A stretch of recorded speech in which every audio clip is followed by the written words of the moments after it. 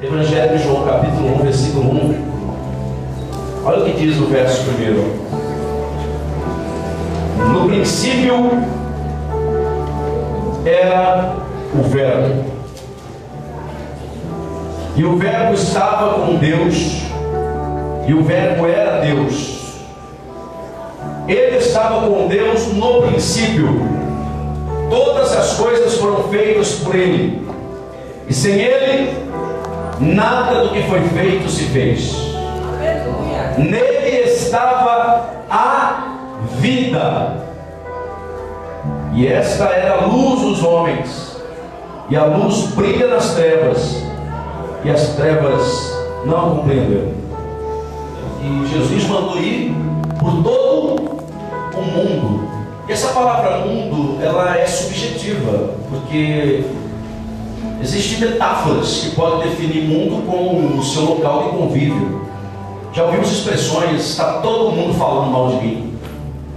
E o mundo é muito grande para falar mal de você. Você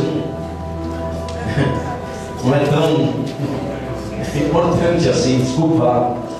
Então a palavra mundo, o sentido genérico, envolve sim os continentes, os países.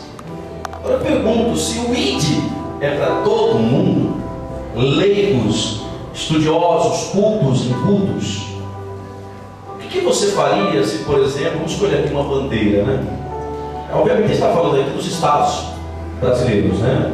Mas se formos falar de mundo, teria aqui a bandeira da Alemanha, a bandeira da Nigéria, Moçambique, teríamos a bandeira da Argentina, do Uruguai. Então, por exemplo, não vamos muito longe não. Deus pegando alguém que mal domina o português e sabe zero de espanhol, você ia fazer o que na Argentina? Você ia fazer o que no Chile? Não vamos nem falar de Alemanha, de Inglaterra. Ide e pregai o Evangelho. Então eu aprendo o seguinte, que a primeira pedra, o primeiro obstáculo que a gente depara quando pensamos em ir para o mundo pregar o Evangelho, chama-se comunicação. Comunicação. O Evangelho deve passar por uma boa comunicação. E é por isso que eu fiz questão de ler aqui justamente um versículo que traz para a gente uma incógnita. Este versículo diz que o Evangelho era um segredo, que a palavra de Deus era um segredo. Até então ninguém sabia quem era Deus, o que Deus pensava, ninguém conhecia a respeito da divindade que criou a humanidade e o universo. Nós não tínhamos noção, fomos criados por Ele, mas não conhecíamos nem o Criador. A criatura não conhecia o Criador, porque nós compreendemos que após o pecado, o Deus que falava com Adão e Eva na viação do dia pessoalmente, Ele se distanciou, Ele ficou distante da terra, e a partir daí o homem adorava sem conhecer. Sabia que lá no céu, em meio às galáxias, em meio ao horizonte, havia um ser divino, porque é impossível para os mais incrédulos dos homens olharem em volta de si e não acreditar que por trás da criação não existe um Criador. Isso agride até a inteligência e a lógica da coisa. No fundo, até o ateu ele diz: não é possível, essa obra, esse universo, esse cenário clama por um Criador, deve ter alguém por trás de tudo isso. E aí o evangelista João entrou no coração de Deus e explica que no princípio era o Verbo. No grego quer dizer logos. Estava escondido, não tinha sido revelada, a palavra não tinha sido revelada. Tudo que Deus é, tudo que Deus pensa, estava reservado, escondido a 7 chaves lá no céu. E o ser humano estava sem comunicação com Deus. Quem está entendendo, né? Nós não poderíamos adorá-lo porque não sabíamos de que maneira ou como Ele receberia a nossa adoração. Mas João continua dizendo que, diga comigo, a vida estava no Verbo. Agora, repetindo, a vida estava na palavra. Nós só conhecíamos a morte. Todo mundo que morria, nós sabíamos que ia para onde? Para o inferno. Ninguém subia para o céu, porque a vida não tinha sido revelada. O Verbo ainda não tinha sido feito carne. Então, enquanto o Verbo estivesse lá com Deus, a vida não podia ser revelada. Eu quero, talvez, muitos se escandalizaram quando viu aqui a cena, e parece que o teatro pedia alguma coisa a mais. O teatro pedia uma segunda parte, porque a gente sabe como é a morte. Agora, você tem que saber o que é a vida. Você sabe como morre uma pessoa? Malhada, atropelada. Você sabe disso. Talvez por falta de tempo, faltou uma outra parte que a palavra vai suprir. Porque a cena que esse rapaz viveu aqui é representada na própria vida. Quando apaga esta luz que você chama de vida, você está me vendo, você está me ouvindo, porque existe uma lâmpada dentro de você. Essa lâmpada te mantém vivo. Mas quando essa lâmpada, que é a vida, se apaga, você acorda num lugar de escuridão, achando que é um sonho. Você acorda em meio aos demônios, em meio ao calor terrível do inferno, e acha que aquilo é um sonho, que a qualquer momento você vai acordar. Só que você não pode acordar, porque você não conheceu a vida que é Jesus Cristo. Você só conheceu a morte. Então aquele será o seu mundo pelo resto da eternidade. Quando eu digo que falta um outro lado, eu gostaria que fosse aqui representada uma peça de um fiel que morre. Porque em vez de demônios, vocês veriam anjos.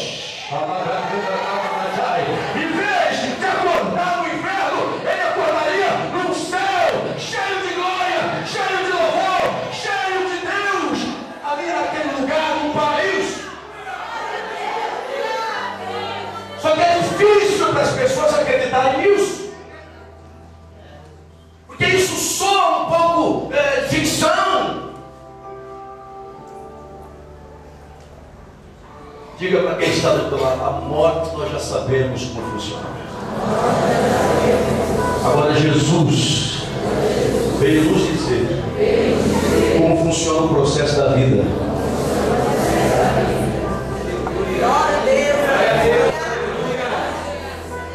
O processo da vida eterna nós não conhecíamos. Por quê? Porque o Verbo ainda não tinha sido feito carne. Ô bispo, o que essa mensagem tem a ver com missão? Eu já te explico. Jesus foi o primeiro missionário a ser enviado de um lugar distante para buscar pessoas de diferentes raças, culturas e até religiões.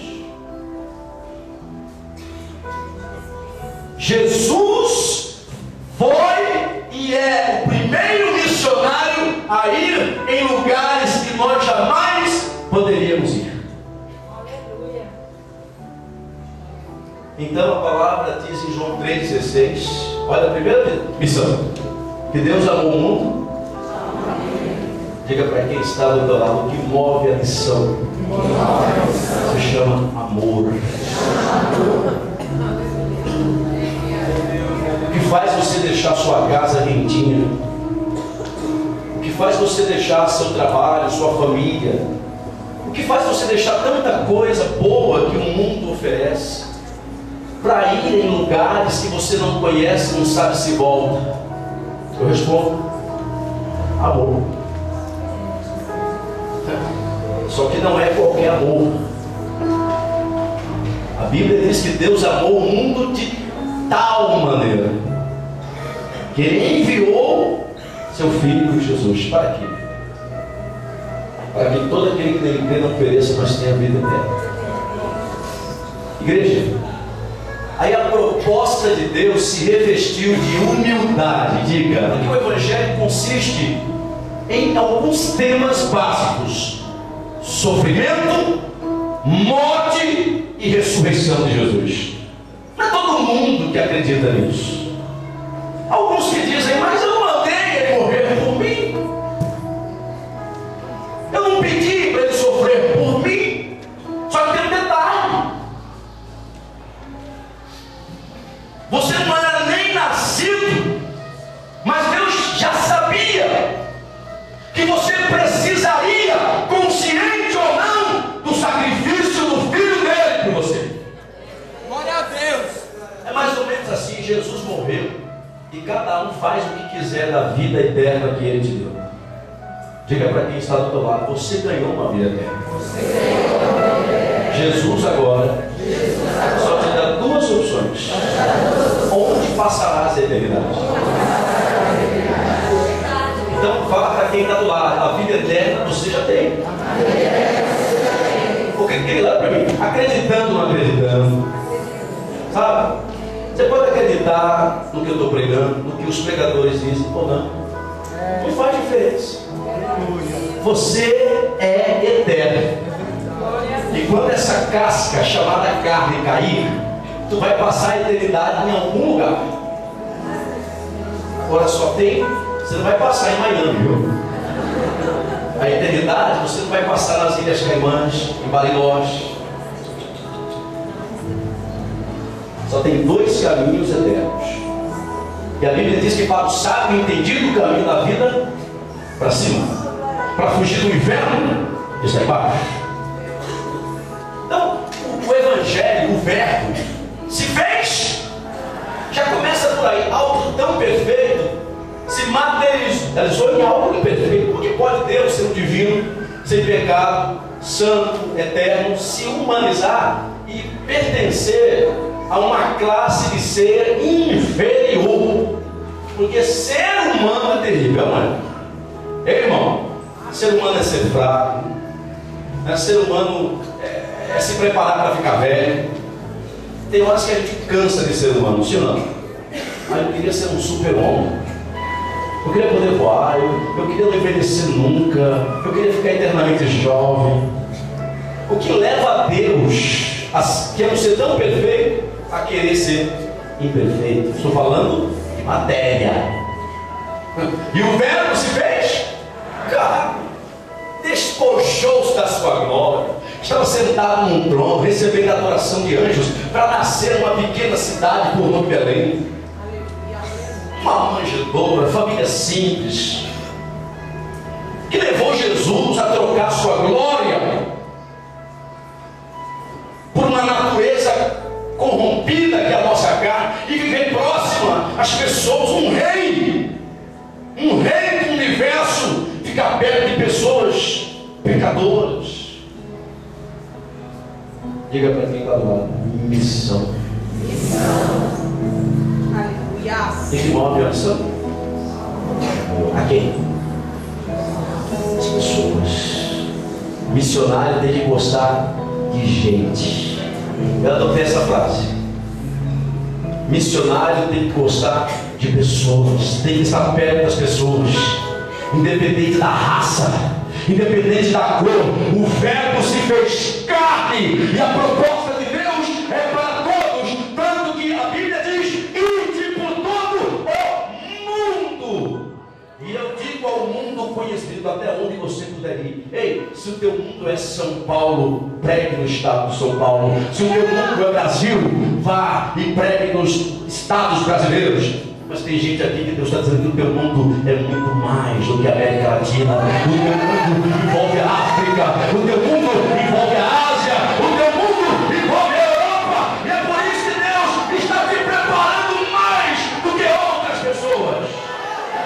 Tem pessoas que nem evangelizou o mundo de escola, o mundo faculdade, o mundo igreja. Fica sonhando, quando eu pegar o avião, desembarcar em Nova York, será que vai ser? Glória a Deus, aleluia. Amém? Irmãos, eu tinha dito que essa mensagem é de reflexão. Aprenda um pouquinho, porque eu sinto bastante vontade para pregar sobre esse tema, porque eu faço missões desde os 14 anos de idade. E vou repetir, missionário tem que gostar de gente. E para alcançar pessoas, você às vezes vai ter que gostar do que ela gosta. E até em certos casos fazer o que ela faz.